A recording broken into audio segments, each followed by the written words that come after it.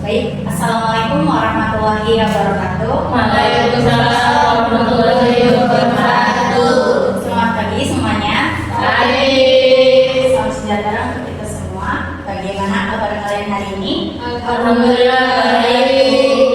Alhamdulillah, semoga kalian semua dalam keadaan sehat, bahagia, dan penuh semangat untuk mengikuti pembelajaran kita pada hari ini. Sebelum memulai pelajaran, marilah kita berdoa terlebih dahulu menurut agama dan kepercayaannya masing-masing. Berdoa dimulai. Berdoa selesai. Untuk meningkatkan rasa nasionalismenya kita, silakan semuanya untuk berdiri untuk menyanyikan lagu Indonesia Raya.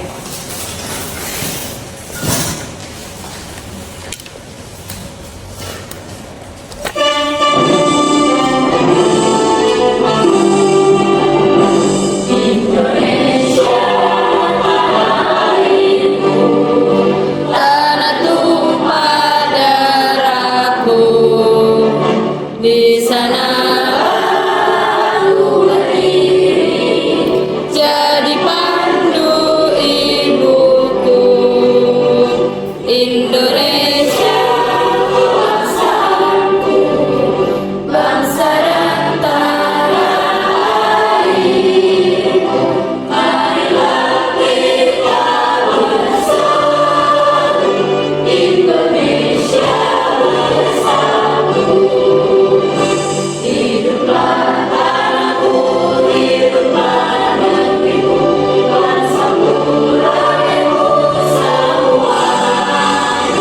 Bangunlah jiwanya, bangunlah badannya untuk Indonesia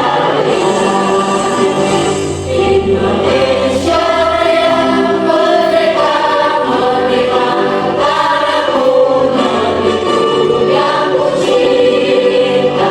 Indonesia yang merdeka, merdeka, hiduplah Indonesia Indonesia yang merdeka, merdeka, tanahku, negeriku yang ku cinta. Indonesia yang merdeka, merdeka, hiduplah Indonesia. Ya, terima kasih. Silakan untuk duduk kembali. Sekarang saya ingin memastikan terlebih dahulu siapa saja yang hadir pada pelajaran kita hari ini. Untuk nama yang saya sebut, silakan kalian jawab hadir dengan suara yang lantang dan bersemangat. Yanti Agustin hadir. Kali Nirmala hadir. Nindya Naraswari hadir. Putri Ayani hadir. Hadir semua ya. Sekarang sebelum masuk ke pembelajaran, saya punya ice breaking. Silakan semuanya berdiri. Saya punya ice breaking, namanya itu tepuk dan lindung. Perhatikan saya terlebih dahulu ya. Kalau misalkan saya bilang tepuk dan lindung, dang dang dang, ding ding ding, dung dung dung, dang dang dang, ding ding ding, dung dung dung, dan ding dong, seperti itu. Bisa diikuti? Baik. Tepuk dan lindung, Dan dang, ding ding ding, dung dung dung, dan dang dang, ding ding ding, dung dung dung, dang ding dung. seperti itu. Silakan duduk. Nah, sebelum kita masuk ke pembelajaran, saya ingin bertanya terlebih dahulu. Apakah kalian pernah mengikuti sebuah langkah misalnya pada saat membuat kopi atau mie instan? Seperti itu. Pernah kan? Nah, itu adalah contoh dari teks yang akan kita pelajari pada hari ini, yaitu teks prosedur. Saya jelaskan secara sekilas terlebih dahulu bahwa teks prosedur merupakan jenis teks yang menyampaikan langkah-langkah untuk melakukan suatu kegiatan agar tujuannya yaitu tercapai secara efektif.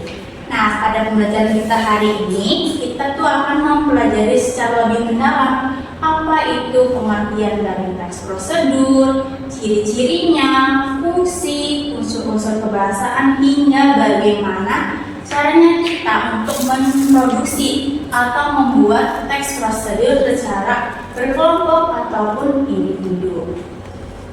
Dan pada pelajaran kita hari ini, kita itu akan melibatkan beberapa aktivitas. Misalnya nanti kita akan menyimak video, lalu menelaah contoh teks prosedur, dan mendiskusikan unsur-unsurnya. Jadi, marilah kita awali pembelajaran pada hari ini dengan semangat belajar yang tinggi, rasa ingin tahu yang besar, dan sikap positif yang untuk terus berkembang. Silakan kalian simak video ini dengan baik, karena setelah ini saya akan memberikan beberapa pertanyaan yang harus kalian jawab.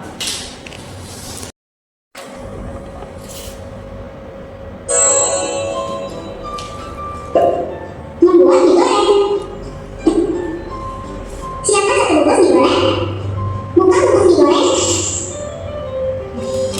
Di dalamnya ada mie, ada kecap, saus, dan minyak, bumbu penyedap, dan juga bawang gorengnya. Kemudian kita rebus minyak terlebih dahulu. Tuangkan air ke dalam panci. Lalu nyalakan kompor.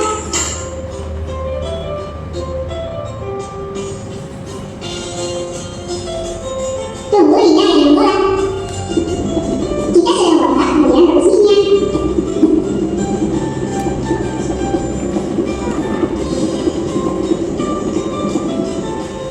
Tunggu hingga minyak matang. Sambil menunggu minyak matang, buka bumbu mie goreng.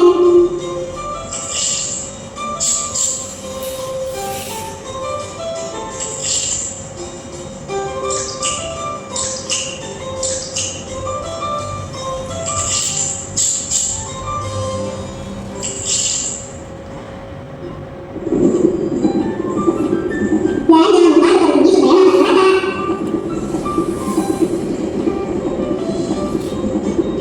Jika minyak sudah matang, lalu matikan kompor. Kemudian taruh mie di atas piring. Lalu aduk-aduk hingga mie dan bumbunya tercampur merata.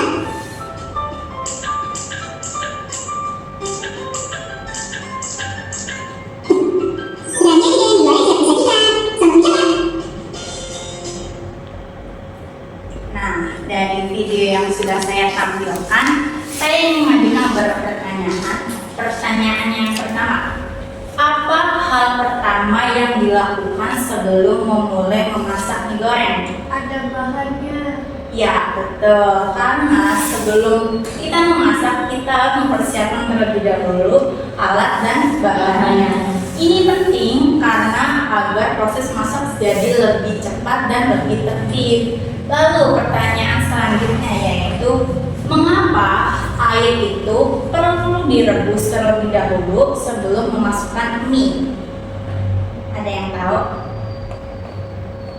Karena mie itu harus dimasak dalam air yang mendidih agar cepat lunak dan matangnya merata. Lalu selanjutnya yaitu pertanyaan ketiga, apa yang dilakukan setelah mie direbus? Menuangkan bumbu. Ya, setelah direbus, mie itu ditiriskan terlebih dahulu, kemudian dipindahkan lalu untuk diaduk seperti itu. Dan pertanyaan terakhir adalah, apa tanda-tanda bahwa mie itu sudah matang dan siap ditiriskan? Udah mulai lunak. Nah, ya, tanda-tandanya adalah mie-nya itu terlihat mengembang dan lembut saat diaduk. Nah, selanjutnya Nah, baik, kita mulai dari pengertiannya terlebih dahulu, yaitu teks prosedur adalah teks yang berisi langkah-langkah suatu aktivitas atau kegiatan yang harus dilakukan untuk menyelesaikan suatu pekerjaan atau untuk mencapai tujuan tertentu. Teks ini sangat berguna agar seseorang itu bisa mengikuti proses dengan benar dan tidak salah langkah. Sekarang coba kalian pikirkan, mengapa sih menurut kalian nih ya teks prosedur itu penting? kita bisa mengetahui langkah-langkah Iya, benar, agar tidak salah langkah-langkah.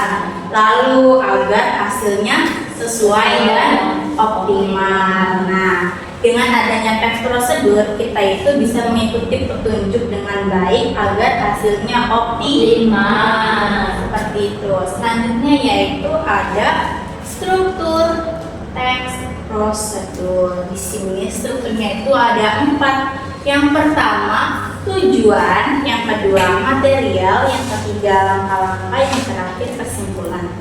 Silakan kalian simak dengan baik karena saya akan menjelaskannya satu persatu. Struktur yang pertama yaitu tujuan. Tujuan ini adalah struktur yang menjelaskan tujuan dari kegiatan atau hasil akhir yang diharapkan. Lalu yang kedua yaitu struktur material. Struktur ini berisi bahan atau alat yang diperlukan untuk melakukan kegiatan. Lalu yang ketiga ada langkah-langkah. Langkah-langkah ini adalah tahapan kegiatan. Misalkan yang pertama, yang kedua, sampai seterusnya seperti itu. Yang keempat ini ada penegasan ulang atau kesimpulan. Struktur ini nih boleh ada, boleh tidak, jadi opsional saja. Lalu selanjutnya yaitu ciri-ciri pembahasaan dari teks prosedur. Di sini ada kalimat perintah menggunakan kata kerja aktif, konjungsi, lalu kata keterangan, numeralia, dan pronomina. Di sini konjungsi itu apa? Konjungsi itu adalah kata hubung. Lalu ada kata numeralia. Kata numeralia itu apa? Iya betul, kata bilangan. Contohnya yang pertama, yang kedua, seterusnya. Lalu pronomina. Pronomina itu apa? Pronomina itu adalah kata ganti. Coba kalian simak kalimat yang saya ucapkan. Tuangkan agar-agar ke dalam cetakan, lalu diamkan hingga dingin. Apakah kalimat ini termasuk ke dalam teks prosedur? Ya, termasuk karena ada kalimat perintahnya. Kalimat perintah ini adalah ciri utama dari teks prosedur. Selanjutnya yaitu ada jenis-jenis teks prosedur. Di sini ada 3 jenis. Yang pertama yaitu teks prosedur sederhana, teks prosedur kompleks, dan teks prosedur protokol. Yang pertama yaitu teks prosedur sederhana ini. Apa sih perbedaan dari ketiga jenis ini? Yang pertama, teks prosedur sederhana ini langkah-langkahnya sedikit, jadi lebih simpel, lebih sederhana. Contohnya apa? Cara menyalakan kipas angin seperti itu. Yang kedua, teks prosedur kompleks. Nah, kalau yang tadi itu sederhana, yang sekarang itu agak banyak dan bertingkat. Contohnya yaitu cara membuat KTP. Cara membuat KTP kan proses itu panjang dan agak ribet mungkin ya. Lalu yang terakhir adalah teks prosedur protokol. Nah, pada teks prosedur protokol ini adalah langkah-langkahnya itu fleksibel, jadi bisa dibolak-balik. Contohnya itu cara membuat teh manis ataupun kopi dan sebagainya seperti itu. Lalu selanjutnya yaitu dari materi yang sudah saya jelaskan, apakah ada pertanyaan? Baik, jika tidak ada, selanjutnya yaitu ada tugas kelompok. Di sini saya akan membagi kalian menjadi 2 kelompok. Satu kelompoknya adalah terdiri dari 2 orang. Tugasnya yaitu, nah, di sini saya sudah menyiapkan lembar kerja yang sudah ada tema yang kalian akan pilih. Lalu silakan kalian buat teks prosedurnya sesuai dengan struktur kebahasaan yang sudah tadi saya sampaikan seperti itu. Silakan dikerjakan, waktunya yaitu 15 menit. Kemudian kalian akan mempresentasikannya secara berurutan dari nomor 1 dan kelompok 2 seperti itu.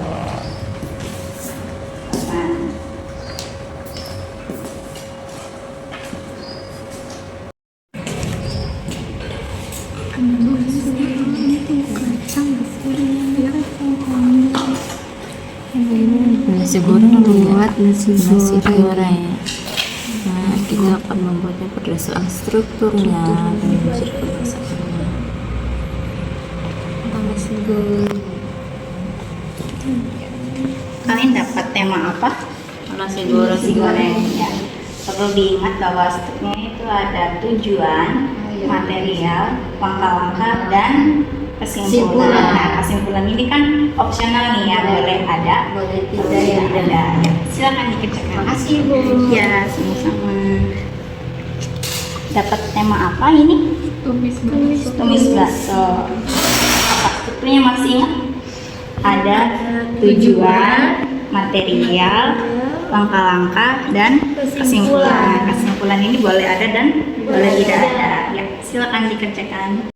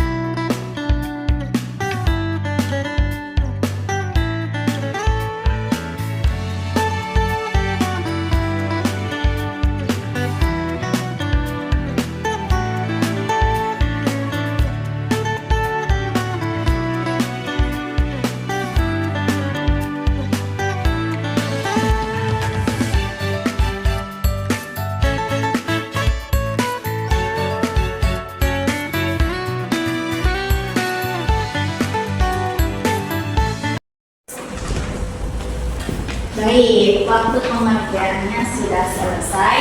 Silakan untuk salah satu kelompok maju presentasi. Saya tunjuk saja ya. Kelompok tumis bakso terlebih dahulu saja. Silakan.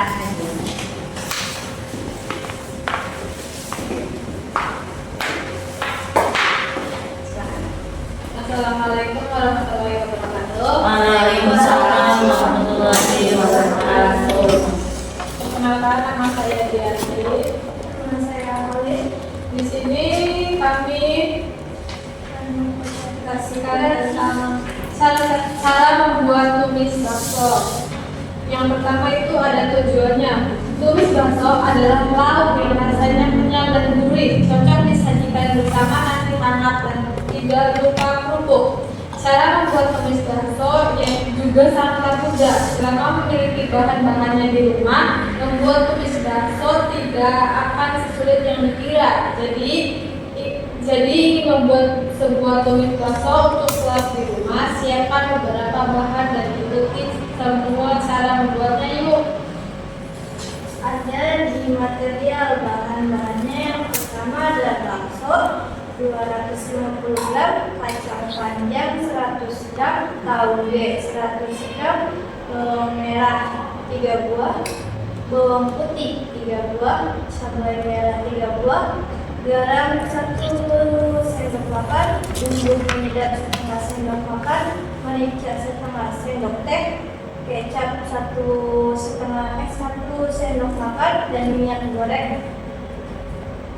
Di sini juga kami sudah membuat langkah-langkahnya. Yang pertama, irislah bakso sesuai potongan yang diinginkan. Yang kedua, iris kacang panjang dan cuci bersih.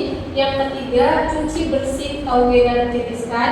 Yang keempat, selanjutnya bisa mengiris semua bumbu seperti bawang merah, putih, cabai, dan lain-lain.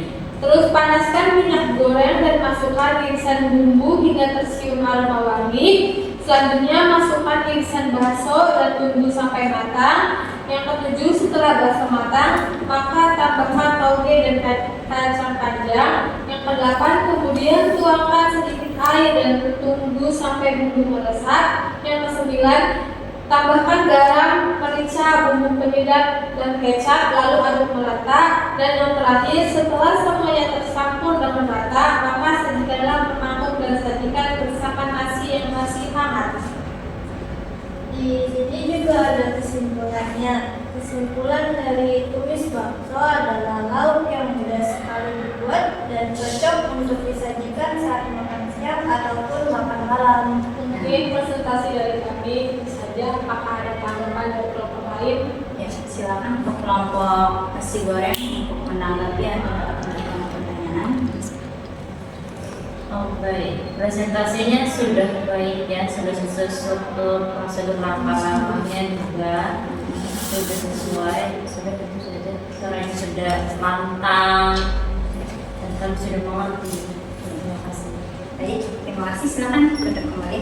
Beri tepuk tangan untuk kelompok tumis bakso. Selanjutnya yaitu kelompok nasi goreng. Silakan maju.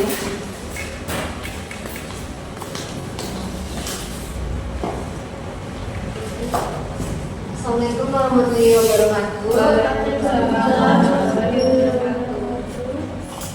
Kami dari kelompok 2. Semuanya perkenalkan, nama saya Anindia. Nama saya Putri.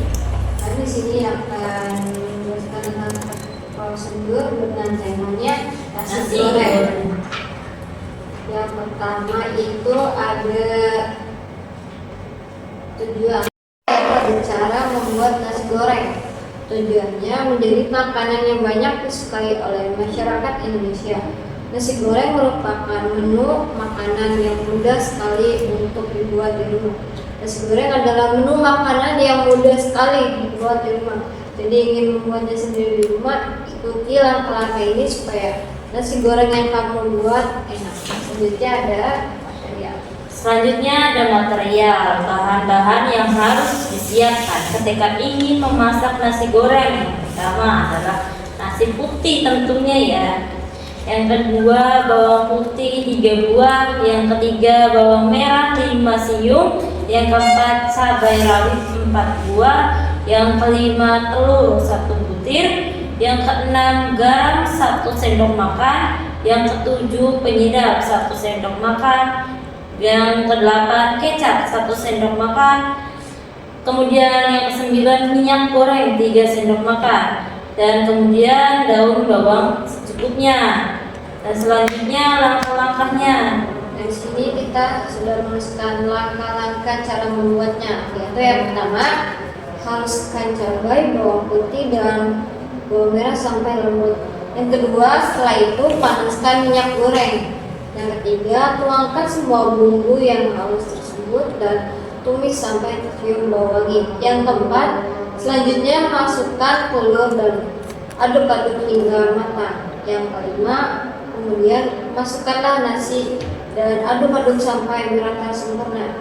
Yang keenam, baru kemudian masukkanlah garam, kecap dan bumbu penyedap. Yang ketujuh, aduk-aduk lagi sampai merata dan coba cicipi. Dan terakhir, jika rasanya sudah pas, maka sajikanlah nasi goreng ke atas piring. Dan terakhir itu ada Kesimpulan di sini adalah tidak sulit bukan membuat sepiring nasi goreng yang enak. Kamu hanya perlu menyiapkan semua bahan yang sudah disebutkan dan masak sesuai dengan panduan yang ada. Terima kasih. Sekian dari presentasi presentasi. dari kelompok 2. Ada Tanggapan? Ya, silakan kelompok tumis bakso untuk menanggapi kelompok nasi goreng. Ada pertanyaan? Silakan. Saya akan memberikan tanggapan saya. Dari presentasi yang dilakukan kelompok nasi goreng, strukturnya sudah lengkap semua. Presentasinya juga cukup baik, suaranya juga cukup lantang, jadi cukup baik untuk presentasi kelompok nasi goreng. Untuk kelompok nasi goreng silakan duduk kembali. Berikan tepuk tangan yang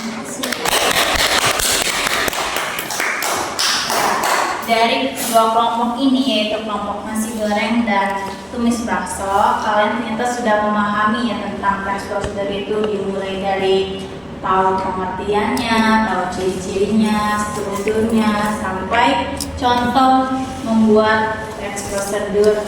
Ada apa saja? Yaitu strukturnya yang pertama ada tujuan, material, langkah-langkah, dan kesimpulan. Baik. Untuk pembelajaran hari ini sampai di sini saja ya. Saya sangat berterima kasih atas partisipasi kalian. Untuk selanjutnya yaitu kita ice breaking terlebih dahulu ya. Silakan untuk semuanya berdiri. Saya punya ice breaking namanya yaitu tepuk rimba. perhatikan saya terlebih dahulu ya. Kalau saya bilang tepuk rimba, hu, ha, hu ha, seperti itu. Bisa diikuti ya. Tepuk rimba, hu, ha, hu ha, hu ha. Terima kasih. Silakan untuk duduk kembali. Baik anak-anak, hari ini kalian sudah memahami apa itu tes prosedur, dimulai dari strukturnya, ciri-cirinya, sampai contoh membuat tes prosedur. Sebelum kita mengakhiri pembelajaran hari ini, saya ingin kalian mengingat kembali apa yang sudah kita pelajari pada hari ini. Tes prosedur ini memiliki ciri-ciri kebahasaan, di antaranya ada apa saja? Ada kalimat perintah, kalimat kerja aktif, dan konjungsi. Bagus, kalian semua ternyata sudah paham kan ya tentang tes prosedur itu. Ingat, jangan lupa belajar, karena belajar itu tidak hanya di sekolah, di rumah pun tetap kalian bisa belajar dengan cara apa? Memperhatikan tes prosedur, baik itu di buku resep ataupun di bungkus kemasan. Baik. Terima kasih atas perhatian dan partisipasi aktif kalian. Saya akhiri. Wassalamualaikum warahmatullahi wabarakatuh. Waalaikumsalam warahmatullahi wabarakatuh.